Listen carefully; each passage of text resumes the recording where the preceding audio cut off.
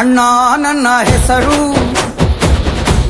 ಅಣ್ಣ, ನಾನು ಕೆಂಚನಳ್ಳಿ ಕೆಂಚ ಕಣನ್ನೋ.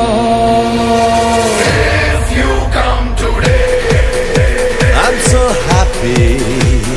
if you come tomorrow, I'm too bad. you give the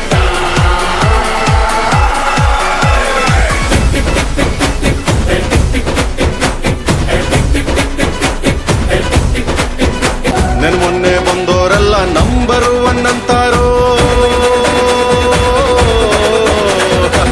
ಅವ್ರವ್ರೆ ಸಂಘ ಕಟ್ಕೊಂಡ್ ಹಿಡ್ದು ಹಿಡ್ಕೊಂಡ್ ನಿಂತವ್ರು.